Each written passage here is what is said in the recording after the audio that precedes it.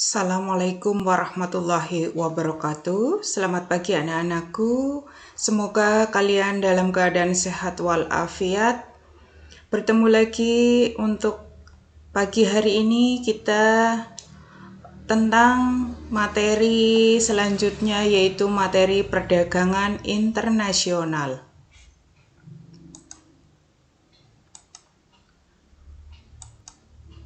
Kompetensi dasar dari materi tersebut adalah menganalisis ketergantungan antar ruang dilihat dari konsep ekonomi, yaitu produksi, distribusi, konsumsi, harga, pasar, dan pengaruhnya terhadap migrasi penduduk, transportasi, lembaga sosial dan ekonomi, pekerjaan, pendidikan, dan kesejahteraan masyarakat. Tujuan pembelajaran kali ini, setelah mempelajari materi ini, siswa diharapkan mampu A. Menjelaskan pengertian perdagangan internasional. B. Menjelaskan faktor-faktor yang mempengaruhi perdagangan internasional. C. Menjelaskan manfaat perdagangan internasional. D. Menjelaskan hambatan perdagangan internasional. Perdagangan internasional adalah proses pertukaran barang dan jasa antara dua negara atau lebih dengan tujuan mendapatkan keuntungan atau laba, mengirimkan atau menjual barang ke negara lain atau disebut ekspor. Negara pelaku ekspor disebut eksportir. Dan jika suatu negara kekurangan barang, kebutuhan untuk memerlukan barang dari negara lain. Masuknya barang dari negara lain ini disebut impor. Negara pelaku impor disebut importir.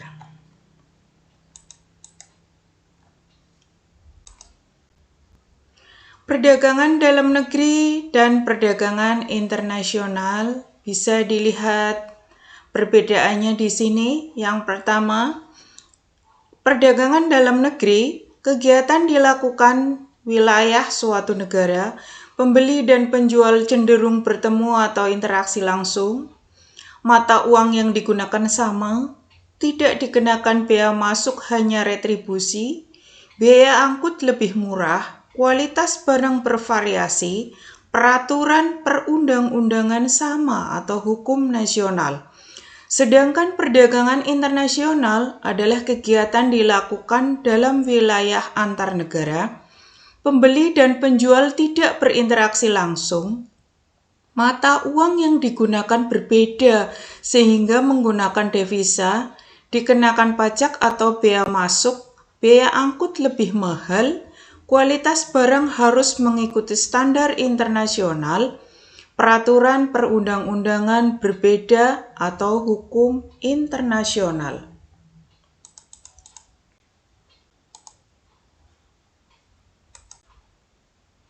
Barang komoditis impor Indonesia dikelompokkan menjadi 3, yaitu barang konsumsi adalah benda atau barang yang bisa langsung digunakan oleh konsumen untuk memenuhi kebutuhannya. Selain itu, barang konsumsi juga merupakan barang yang dipakai secara langsung atau tidak langsung oleh konsumen untuk keperluan pribadi atau rumah tangga yang bersifat sekaligus habis. Contoh makanan, minuman. B. Barang baku dan penolong. Bahan baku adalah bahan mentah yang digunakan sebagai dasar untuk pembuatan suatu produk di mana bahan tersebut diolah kembali melalui proses tertentu untuk dibuat menjadi bentuk yang lain. Contoh kayu untuk mebel. Bahan penolong adalah barang yang digunakan dalam proses produksi tetapi bukan merupakan bagian dari bahan baku untuk produk yang dihasilkan. Contoh plastik untuk pembungkusan produk kemeja. C. Barang modal. Barang modal adalah barang yang tahan lama yang digunakan dalam produksi barang atau pelayanan. Contoh mesin-mesin.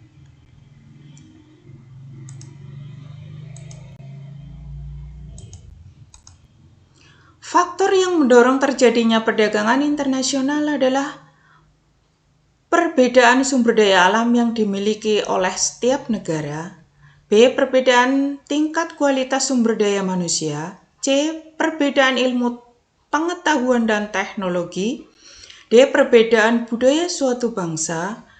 Perbedaan lain yang mempengaruhi perdagangan internasional yaitu perbedaan harga, perbedaan upah dan biaya produksi, serta selera.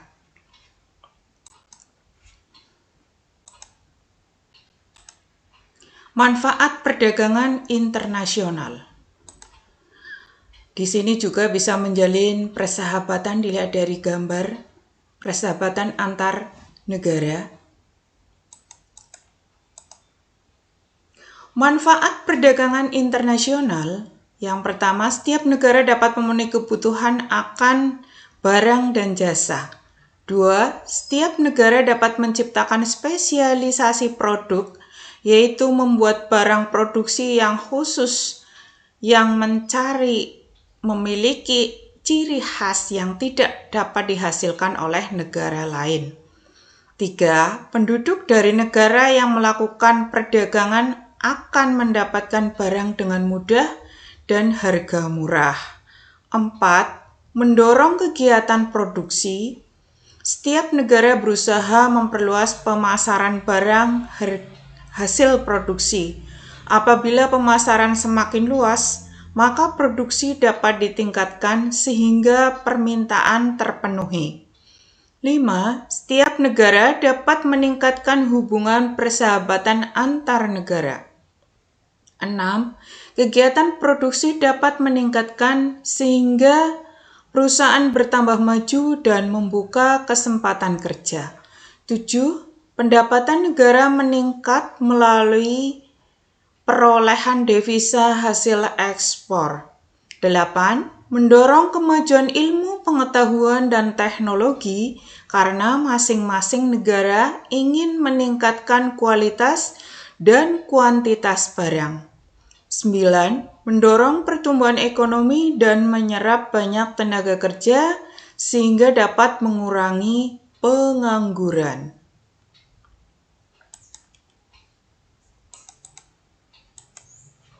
Hambatan perdagangan internasional. Adanya hambatan perdagangan internasional karena adanya proses pengiriman, proses pembongkaran barang, pengiriman barang ataupun uang.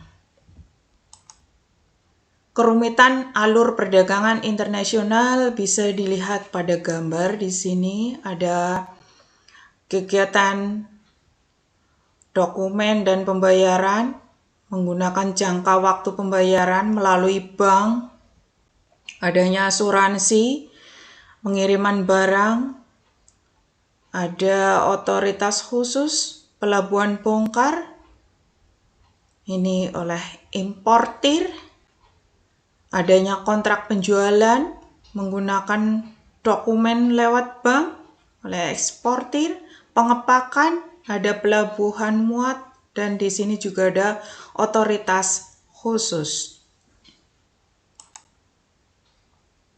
Hambatan perdagangan internasional menyangkut harga barang luar negeri lebih murah dari hasil produksi dalam negeri, bea masuk yang tinggi, adanya proteksi, adanya kuota, adanya peraturan, dumping, pertentangan politik, dan peperangan.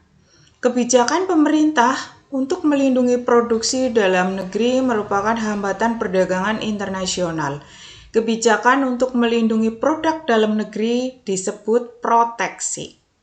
Misalnya, pemerintah Indonesia yang mengenakan tarif tinggi untuk impor kain yang berasal dari Cina agar harga kain tersebut menjadi mahal sehingga kain yang dihasilkan oleh Indonesia harganya lebih murah.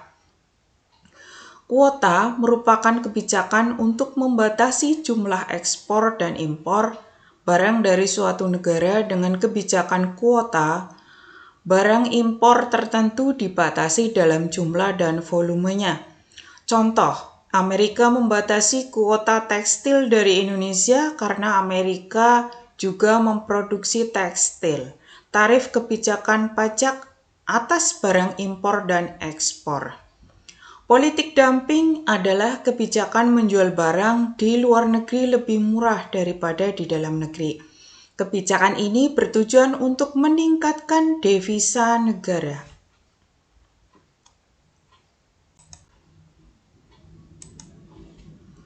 Tugas nanti untuk anak-anakku, kalian bisa menjawab pertanyaan-pertanyaan sebagai latihan. Yang pertama adalah bagaimana dampak perdagangan internasional, yaitu dampak positif dan dampak negatifnya bagi kehidupan negara Indonesia.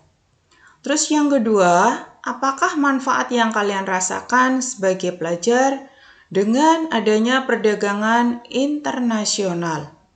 Yang ketiga, sebutkan 4 perbedaan perdagangan dalam negeri dan perdagangan luar negeri.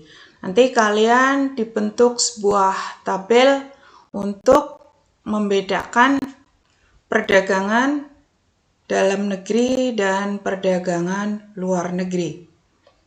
Yang keempat, sebutkan 4 perdagangan internasional dan perdagangan dalam negeri. Yang kelima, berilah 4 contoh komoditas impor Indonesia yang tergolong komoditas bahan baku dan bahan penolong. Kalian jelaskan dan kalian tulis di buku tulis sebagai latihan.